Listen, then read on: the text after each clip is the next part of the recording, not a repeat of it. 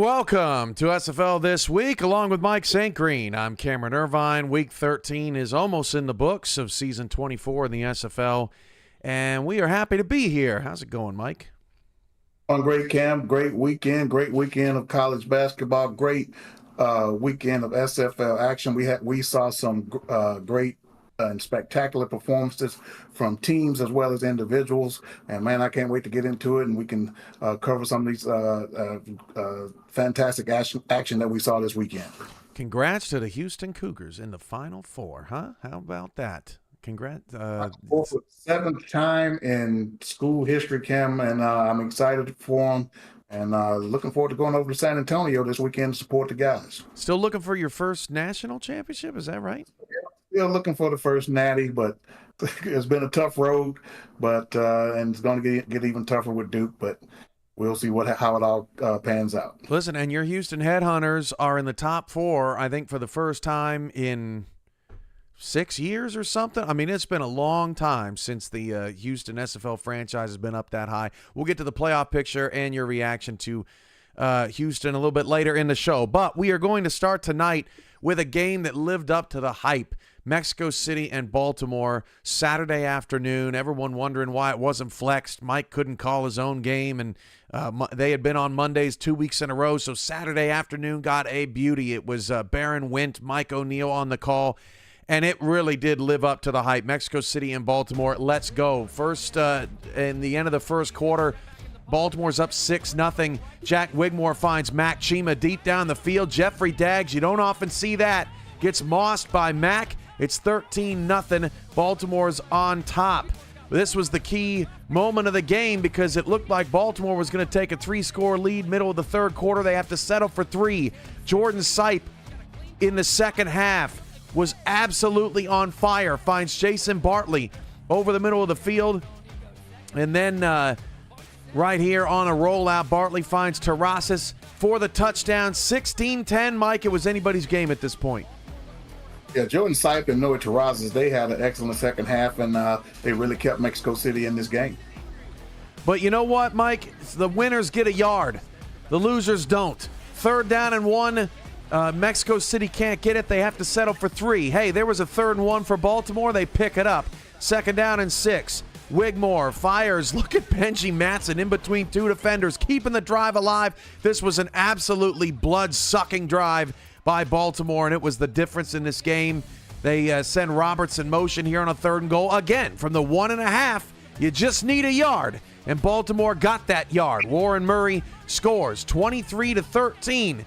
Then the unthinkable happened. 3rd down and goal. Look, at the 1.5-yard line, Mike, they just need a yard. Jordan Sipe can't get it, and so they elect to bring the field goal team out, and all hell broke loose. Yeah, Cam, and I felt like Sipe missed the tight end underneath, and I was kind of questioning this decision up until pretty much this point right here.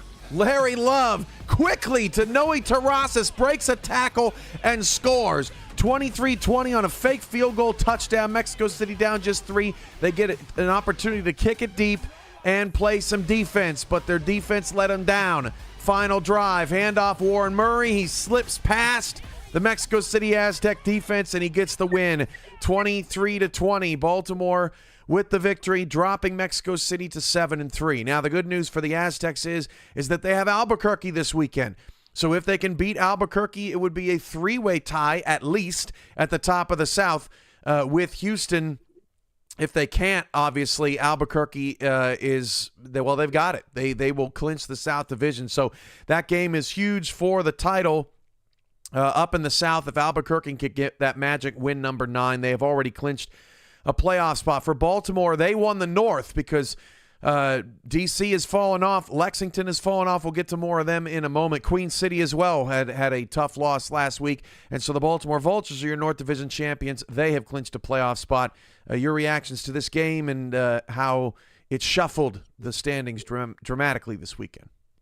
Well, this was a true heavyweight battle, Cam. We saw the defending champs going up against the 5-time champs, and basically the 5-time champs showed you why they are who they are. Particularly in the end of that game, we saw the finishing of those last two drives.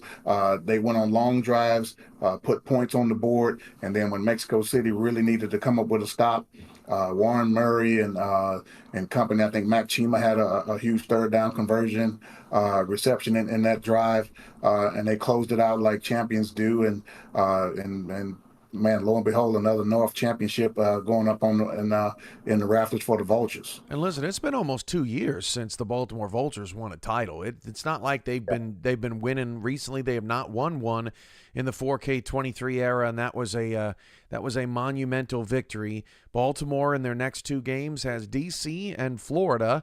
So not an easy way to end the season, and both those teams are big rivals to Baltimore, and they're always going to be gunning for them. And then, of course, Mexico City finishes out the stretch with Arizona and Albuquerque. So tough slate of games coming up for both teams. But I think both proved that they're championship contenders with their performance. Yeah, no doubt about it. In Baltimore, they're going to be closing this thing out with a couple of tough opponents, as you mentioned. And as even though they've clinched the division, they're going to need to keep winning ball games in order to improve their seeding in the playoffs. So I'm pretty sure they're not going to take the foot off the gas. And Mexico City, they're going to be just fine. That loss puts them in third place in the South at the moment, But one thing I did notice, we saw Jordan Sipe in the second half, and I was watching this game. I just kind of thought Sipe has pretty much, at this point, I feel like has entrenched himself, as the quarterback and as the leader of this team, and he's done a fantastic job. Of stepping in and stepping up, getting a championship on his belt, and courageous performance. They just fell a little bit short, but Mexico City, they're going to be right there, scrapping for the title at the end. And one thing, Cam, at the end of this ball game, about the South, a unique thing that could possibly happen if Fort Worth and Oklahoma City went out, and a couple other things happen, the entire South Division will be tied at 8-4. It's a big if. It's a big ask. But good luck on sorting all it out. I'm not going to be anywhere near it. Yeah. It's a big if. It's probably not going to happen. But hey, if it did, that would be a top 5 most wild thing to ever happen in the SFL. I think if that were to be the case. But that was a big game there. Okay, so we'll get to Denver here in a little bit, but the Central a couple of weeks ago looked like a wrap. Denver had just a bunch of teams in front of them or a couple teams in front of them, Charleston and Oklahoma City, that had losing records. Denver beat Minnesota in Minnesota. They took the lead in the division. They got the tiebreaker. This thing looked over. Then Charleston pulls the upset on Denver, and then Minnesota turns around and wins a big game, and now all of a sudden we're all knotted up out here, and Minnesota has an opportunity to retake the lead if they beat Charleston, the team that beat the team that beat Denver, and Denver, of course, beat Minnesota. I don't know how to shake it all out, so let's just get to the highlights. Minnesota taking on Charleston last night. Johnny Reno hands off to Colin Hart, and this was this dude's night, man. I mean, there's no other way to say it. They could not stop him. Yeah, this was the Colin Hart of old, and he was fantastic last night, Cam, and Charleston really did not have an answer for him. This let Charleston back in the game. E.J. Minson, everybody has a bad night, but my goodness, that was a really bad play on a ball. Looked like the turf monster got him, or the grass monster in South Carolina. Charleston gets a touchdown on the board. This was funky. Yeah, that was a weird play, Cam. E.J. Minson probably trying to do a little bit too much right there, and then pretty much cost his ball club. Hit him in the foot. It looked like maybe the wind kind of blew him off kilter. So now Iman Kopech's got to make something happen, but you can't do that. 10-7, 5 minutes to go in the third quarter. You're only down 3. You're right in this game, and Meerkat gets the pick. What do? They turn around and do this. Johnny Reno, one of, I think, his 5 pass completions of the night, hits Minson, who gets redemption. Hey, look, Mike, it's 3rd and 1. They just need a yard. Can't get it. Nick Hoagland stopped in the backfield by Bravo. 3rd and goal inside the 2. Just need 2 yards to cut it within 3 points. Iman Kopech toss, and they can't get that either. sometimes, Mike, it's just a game, well, of yards at that point, and Charleston holds on, or Minnesota rather holds on to get the victory, and Minnesota now takes over the lead in the Central. Here's the crazy thing, though, Mike. Minnesota's 7-4, Denver 6-5. Minnesota does not play next week. Denver does. Denver plays Oklahoma City. So let me lay this out.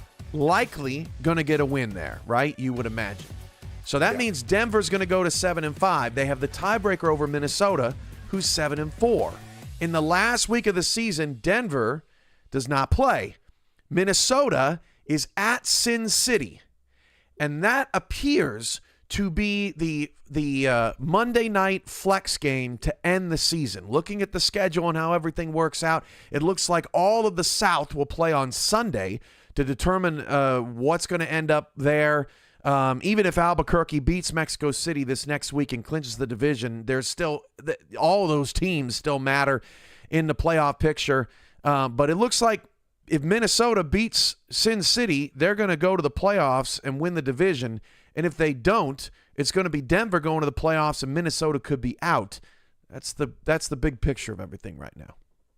Well, the thing about it, if Denver ends up, some type of way losing that game to Oklahoma City, I'm pretty sure they're going to be kicking themselves after leading this division the past few weeks and looking like, as you mentioned, that they were going to just walk away with it for the most part. Basically, if no other reason on the tiebreaker situation, then Minnesota would not be able to overtake these guys. But after playing Denver this week, Cam, let me tell you something. That's a good team.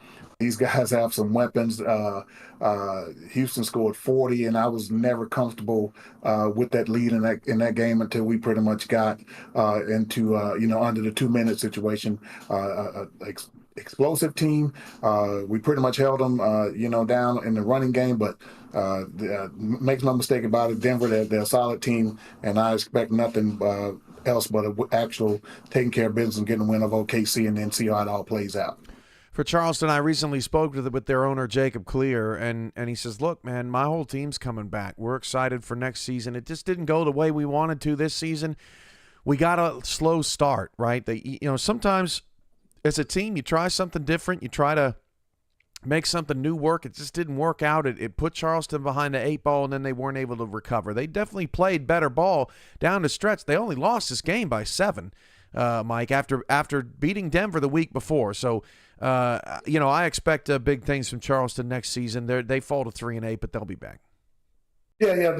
Early in the season, the ball just didn't bounce their way a couple of times. I never really felt like that they were a bad team. I just think they were just kind of unfortunate with the way some of the things went. I know they lost the game, I want to say to maybe Florida, 38-32, or maybe Arizona. But, they've lost a couple of high-scoring games where they were in these games but just couldn't get over the hump. And, yeah, I'm more than sure if they're bringing most of their guys back, they will be competing for a playoff spot next season. Now, the whole reason we're talking about this is because Denver lost to Houston on Friday, 44-27. The Headhunters continue to impress. I believe it's your 5th win in a row as a team. You're now the number 4 seed. We'll get to the full playoff scope here in about 20 minutes.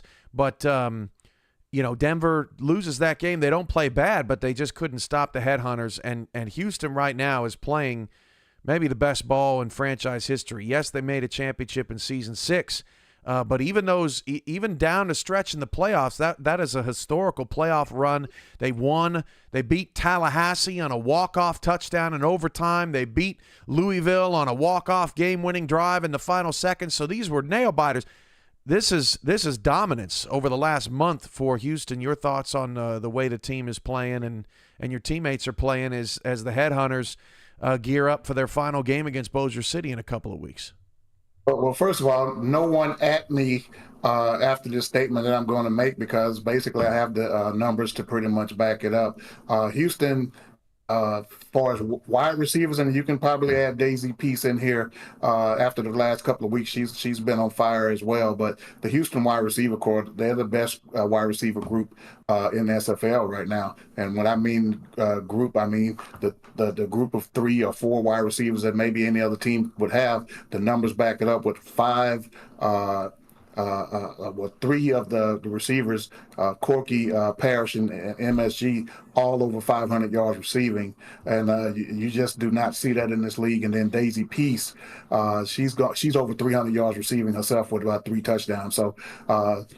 No doubt about it, the best receiving core in the league, and the defense has been playing lights out as well.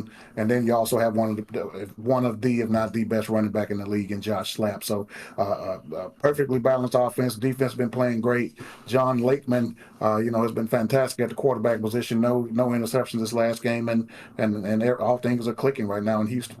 Vancouver is adding you. That's just letting you know. We'll get to Vancouver here in a moment, but we have one receiver, Cam. Hey, now wait a minute. Okay, we'll get. Let's save it. Let's save it. We got plenty to talk about with Vancouver, and that'll give them 5 minutes to stew while we go around the league and talk about other things. Let's get to another game. How about these Nashville Tempo taking on the Lexington Miners this week? Deion James in place of Phoenix Jones, who is inactive, gets the touchdown there. Lexington scores on their opening drive and goes up 7-0. Switch thumper to Jay Ballmer, getting Nashville going offensively, ties the game at 7. How about more from switch thumper to Kenny Hendricks for the touchdown, 14-7. Nashville, this is in the first 6 minutes of the game. These two teams are playing great. Dip over to Deion James. He's just short of the first down. What do you do when you're 5-5 and you're down a touchdown on the road? You go for it, baby. 4th down and inches. Lexington looking Deion James' way in the backfield. 7-on-7. James going to muscle his way and just get that first down. Lexington keeps the drive alive. Kenny Slider over to Alex West into the end zone for the score. 14-14. 4 minutes to go in the second game. Another game without Gabriel Manning in the end zone, but we'll get to more of that later. Switch thumper fires to Kenny Hendricks in the back of the end zone to start the third quarter. 21-14 Nashville.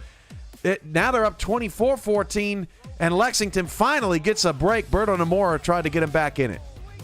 Yeah, that was a huge play right there at that particular time, Cam. They were able to put points on the board, but a little bit too late. On the onside kick right here recovered by Nashville. Yeah, they only got a field goal off that drive, and then Sean Sanders makes it happen for Nashville, the former Jacksonville King, getting the first down and getting the win, as Nashville would end up punching it in and winning 31-17. The O is off the board. There will be no 0-12 teams in the SFL in season 24, a sigh of relief to many at the bottom of the standings. And obviously, as a commissioner, you want everybody winning as much as possible. So hats off to them. But Lexington, back-to-back seasons. In the second half of the season, they face a winless team and lose. They played Chicago last season when they were winless and lost that game as well. So frustrating times for the Miners. Let's talk about Nashville first, Mike. We know this team will bounce back. They have great leadership at the top of that team. From what I've heard, Zach Benjamin is doing some good things in the coaching room, trying to get them right, and they looked right against the Miners. You never know in the SFL, Mike. These teams just don't quit. There's no reason to tank. There's no advantage, right? So you're just trying to go out and get wins, and Nashville certainly did that this weekend. Well, they obviously have a talented squad, Cam. They made the playoffs last season, if I'm not mistaken. If not, they were right there. No, 6-6. They almost did, yeah. 6-6, and we played them earlier in the season, and they gave Houston everything that we could handle, and so definitely a talented team. Obviously some unfortunate results for them this season, but I'm more than sure that these guys will be back and competing, as well.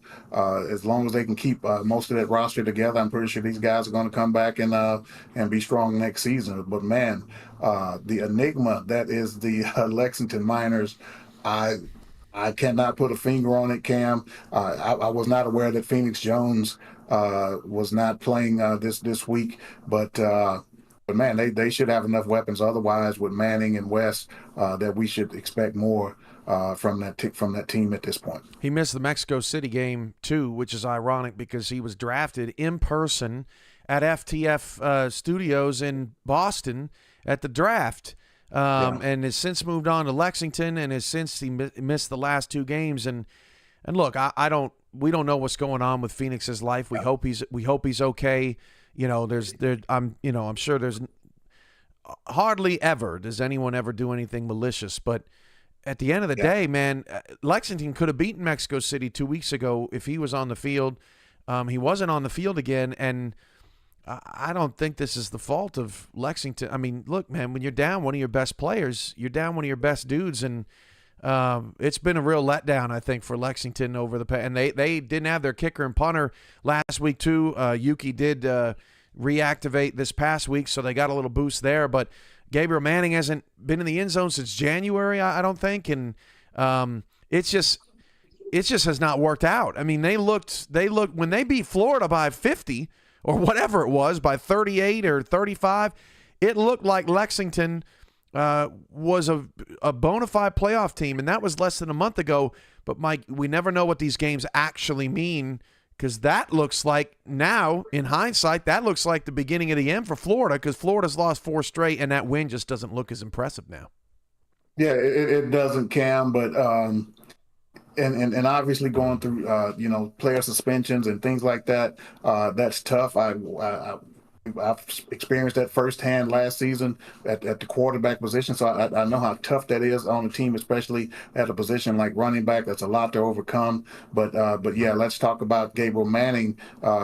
Specifically not getting in the end zone. He has over 800 yards receiving, so he is getting the ball. He is being productive, but he's not been able to cross the goal line, Hollywood Boulevard, as Damon Simeon would say. But they're going to have to figure out a way at this point to try to come up with 2 wins, get some things going offensively, maybe try to change some things up, change up some looks to get Manning going, because he's definitely a superstar in this league, and they're going to need him these last couple of games. They're 5-6. They're outside the top 15. They're not on our graphic this evening.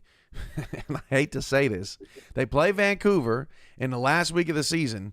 This would be the exact game that Lexington would win. Because every time we think it's over, it ain't over in Lexington, and that's the crazy part about that team. Vancouver will come into that game heavy favorites, as they should be, but you just never know with Lexington. But right now, it looks like it's not going to be enough. 6-6 still does have a chance. We'll have to see how it all shakes out down the stretch of the season. Let's get to some blowouts. And look, we've talked about Vancouver enough. We might as well start with them. They obliterated OKC, or Bossier City, rather. Bossier City had things going a little early. It was 10-7, but this is the thing about Vancouver. When Vancouver is on, they're probably the best team in the league. It's just that they haven't been on in every game, right? And that's why they're 7-3. And so I think, when Vancouver, this was a perfect storm of when Vancouver's on, they're on. Bossier City's the same way, but when they're off, they're off. And this was a game of Bossier City being off and Vancouver being on. And it got ugly in the second half as the Legion romped. And listen, Brett Killian, that one receiver you talk about, Mike, he was out in the first half. And so was Nick Lockett and Ezekiel Bear and Lili Nakai, and all those people stepped up there for the Legion. Bravado and McBride were running it into the end zone as well. So they stepped it up, showed they can win as a team. Yeah, Lili Nakai and Bear, they definitely stepped in a great spot, and man, Christian Brown was fantastic. One of the biggest anomaly of a stat you ever want to hear. 486 yards passing, no touchdowns, no interceptions, Cam. I don't even know how that's possible to throw for that many yards and not throw somebody open enough to get them in the end zone. But man, that was an incredible performance by Christian Brown. And as you mentioned, Killian, he was over 100 yards in the first half before exiting the game. Bear, what was he, over 130 yards himself in this game. So you have a great receiving crew over there at Vancouver, but I'm just going by the season numbers and what I saw. But you guys are definitely a team to be reckoned with offensively, but more importantly, the defense really stepped up and harassed Johnny Pickler all game long, put him in bad situation, turning him over. I know at least one pick six for that defense. So, Vancouver, they're definitely a team to be reckoned with. Washington blew out Los Angeles. Listen, if I am comfortable enough in myself to admit to the internet that I can't ride a bike, Los Angeles, get a new offensive coordinator. It's over. It's over. Just you don't have to be good at everything. You can't be good at everything, and it's not working. LA's defense has been exhausted all season long. And look, they got a great roster over there in Los Angeles. They got great retention. It's time to give somebody else a shot, I think. Now, that's just my opinion. People can certainly refute that, but I've been here enough. I've seen every Los Angeles game since this franchise took over for the Chicago Wildcats, and it's time for everyone there. Washington continues to play great football. Your thoughts on the game that went exactly as we expected it to go? Yeah, and I think I'm with you on the Los Angeles thing, Cam. I hate to say that, and I hate to be, critical of anyone, but man, that offense is just not happening. It's just not clicking. They're just not gelling over there right now, and I'm not sure what the issue is. Maybe like I said, maybe just need a new set of eyes. We don't know, but I'm gonna tell you who had a lot to do with that this week, and that was the Washington Trident. These guys. That's true. They were impressive, Cam. I must admit, watching that game, these guys were impressive, and man, none were more impressive than Tommy Utah. He over 400 yards, 4 touchdown passing, 2 touchdowns rushing, and then he threw all 4 touchdowns to not once, not twice, not thrice, but 4 times to Zimi Mahida. I know I was gonna mess up. I knew Azami Mihata. I missed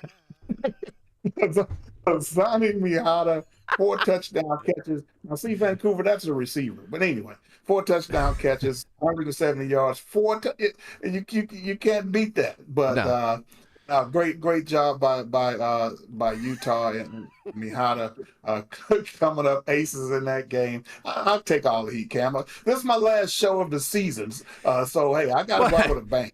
Wait a minute, it's your let's clarify now.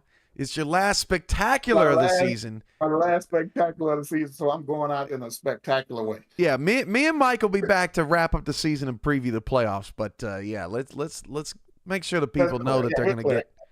They're going to get what they want as much as they can. But you got a lot of stuff going on. Okay, finally, we're running out of time here. Atlanta beat OKC.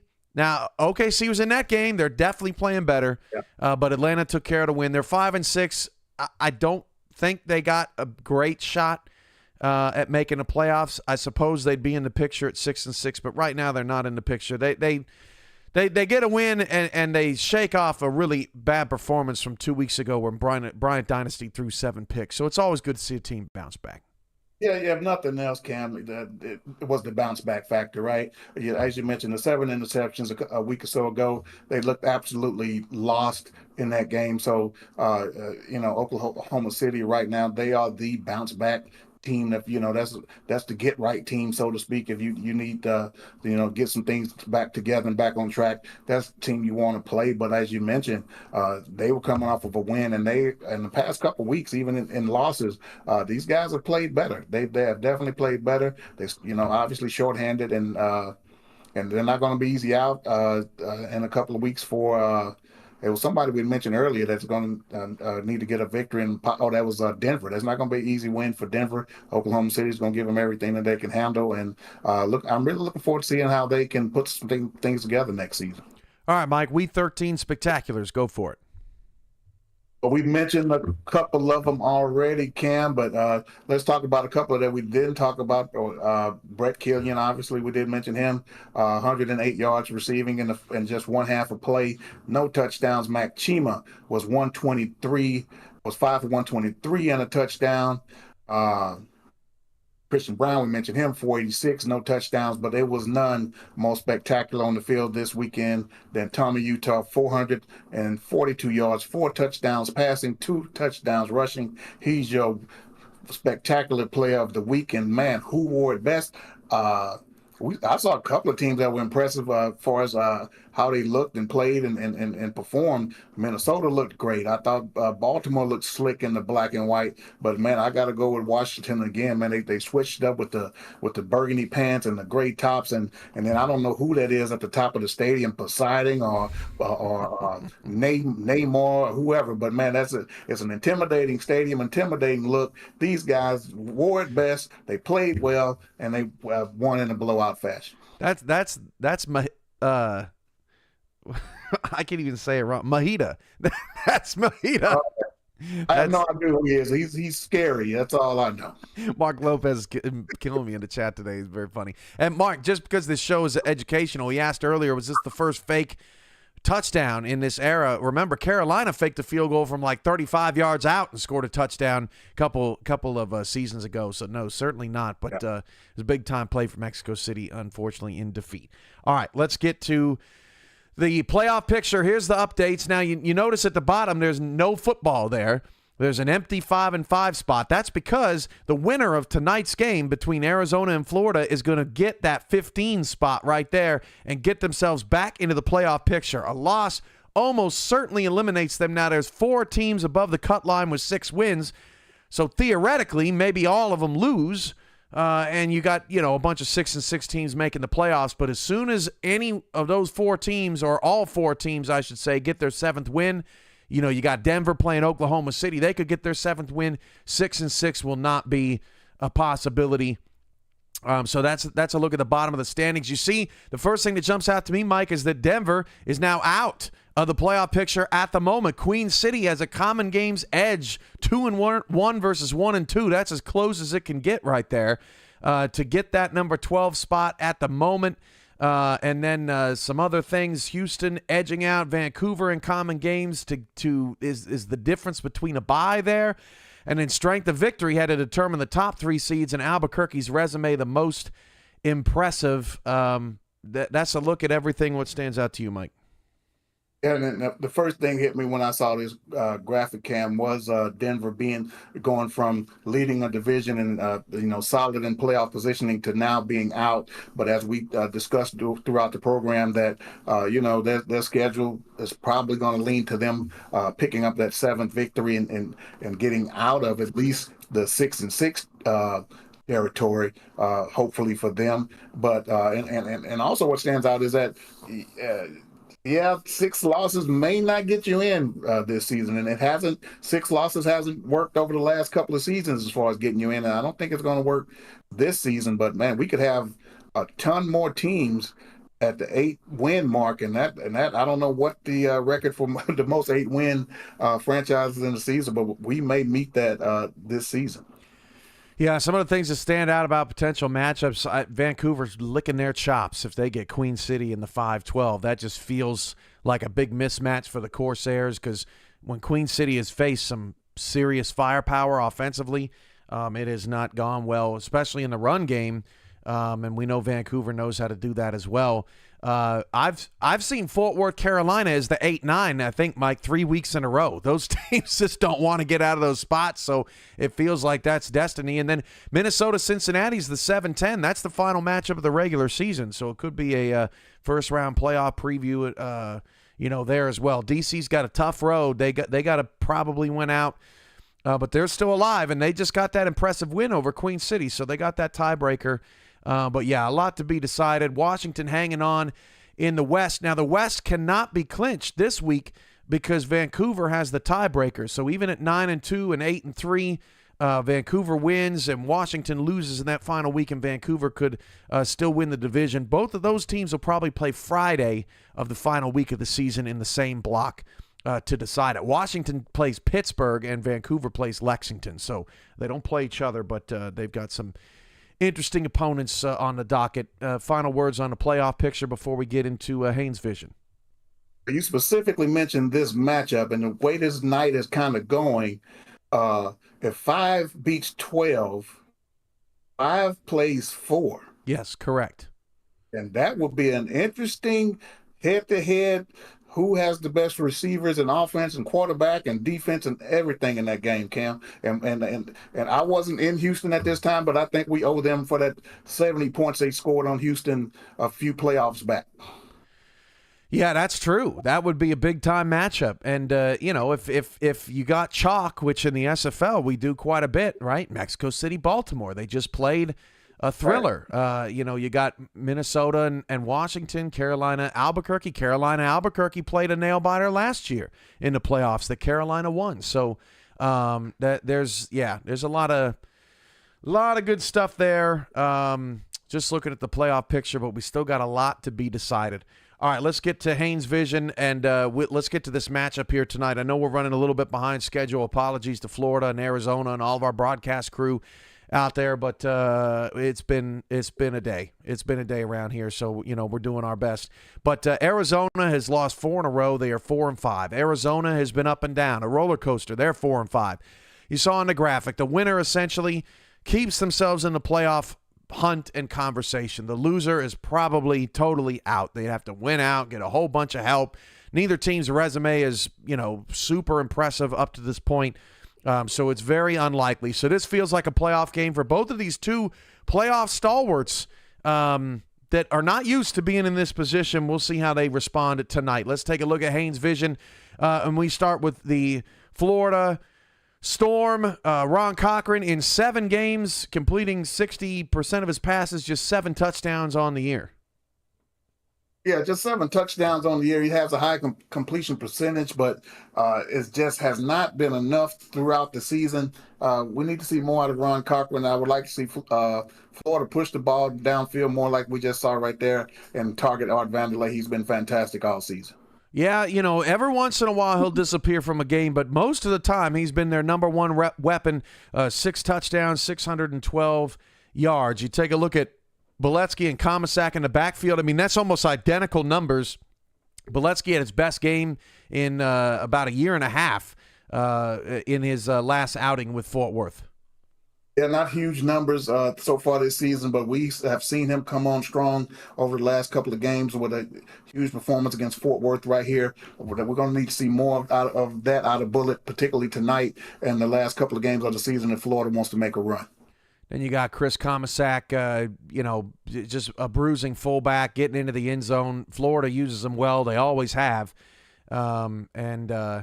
Yeah, he's been great. 101 carries on the season, 2 touchdowns. All right, let's get to the defense for Florida. 46 tackles, 10 TFLs. Ryan Tobin, Florida, probably the least consistent team at linebacker that's been great in league history, Mike, but Ryan Tobin continues to be a staple. Yeah, continues to be a staple for this team, Cam. We see him coming through with a big sack right there in this ball game, and he's been a huge reason why this Florida defense has always been tough. Andrew Francis at safety. This has been an interesting season for Florida's secondary because they're not getting the picks. Usually we'd be highlighting Ryan Davidson or Evan Carroll or whatever, but it's been Andrew Francis leading the secondary this season. Yeah, we're seeing that with a huge tackle for loss. As you mentioned, these guys are usually ball hawks. We haven't seen a lot of that, but Francis has been good in run support. Daniel Wright, the former Minnesota legend. This dude's a tackling machine at strong safety. 82 tackles this season. He has been a problem. That end zone interception looked to be the turning point for Florida last week in that game. They were up by 3, but just could not close the deal there. And Daniel Wright, a big player for them. 82 tackles, 3 picks this season. All right, let's go to the Arizona Scorpions. The Scorpions, as mentioned earlier, a little bit up and down this season. 57% completions for Ashley Jackson. She has 9 touchdowns and is 44 yards away from 2,000. She'll probably get that tonight. She'll probably get there tonight, Cam. She's kind of struggled a little bit in the red zone with the turnovers, but the 200 plus yards passing per game, she can get the yardage, but Arizona's going to definitely have to cash in the red zone if they're going to come away with a victory tonight. Punk and Montana, you never know who's going to have the bigger game, but these two have been very similar for Arizona. In fact, only separated by 13 yards, which is pretty unusual between a 1 and a 2. But that's what makes Arizona's offense so dangerous when they're clicking, Mike, is they could go to anybody. Yeah, these guys, they can move the ball for sure between the 20s, Cam, and Punk and Montana. They're a huge reason why. Brad Jones, 528 yards this season and 3 touchdowns. Maybe has not had the numbers game that he would like this season, but I wouldn't necessarily say that he's been the problem for Arizona's offense. He's been running hard. Yeah, not necessarily the problem, Cam, but they do need more production. It's down a little bit. They need more per game out of Brad Jones in that running game if they want to be effective. Adam Wiseman is their leader at linebacker, 15 TFLs. He's also got a touchdown this season in the biggest of moments. So he's been great for the Arizona Scorpions. Sean Moore is another dog out there playing great. He's got 61 tackles, who we'll see right now.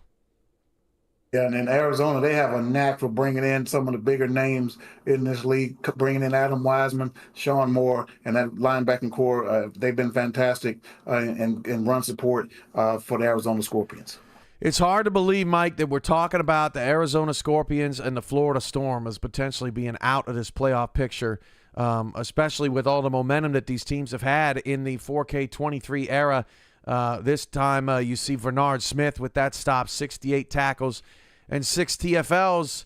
Everything on paper looks good for Arizona, but they've lost nail-biter after nail-biter all season long.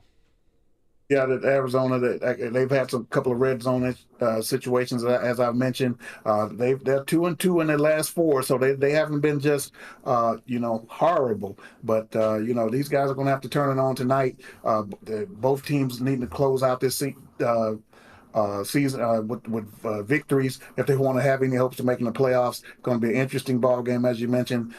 We had a heavyweight battle with Baltimore and Mexico City. This is another heavyweight battle, but these guys are fighting for their playoff lives tonight. Florida and Arizona is coming up next. About 7:30 kickoff, we hope. We apologize for the delays here on the Virtual Football Network tonight. Mike, your pick tonight. What do you got? This is a tough one to call. This is definitely a tough one, Cam, and I've been going back and forth. I really don't have a good feel for what's going to happen in this game. So I went to Jack's Data to see what they had to say about it. They are favoring Arizona by 3.5 and a total of 38.5 on this game. But I just don't. I can't go with Arizona. They're at home. I just don't have a feel for them. I think Florida, they're going to bounce back. I think they're going to turn some things around. I think they're going to come up with the victory, and I think they're going to be somewhere around this 38 total. How about 20-17 for the Florida Storm? And I've hit the last 4, Cam, so we'll see what happens tonight. That's right. Yeah, you've been on it. That's why we brought you in, Mike. We had to get you going. Okay, so programming note. All right.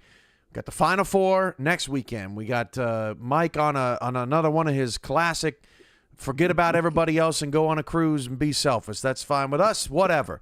But we'll be back to recap the season here on SFL this week before the playoffs start.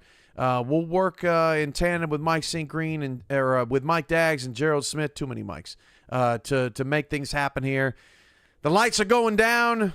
And we're ready to shine them bright on Phoenix here tonight. The Arizona Scorpions and the Florida Storm coming up next. Thanks for watching SFL this week. We'll see you next time right here on VFN.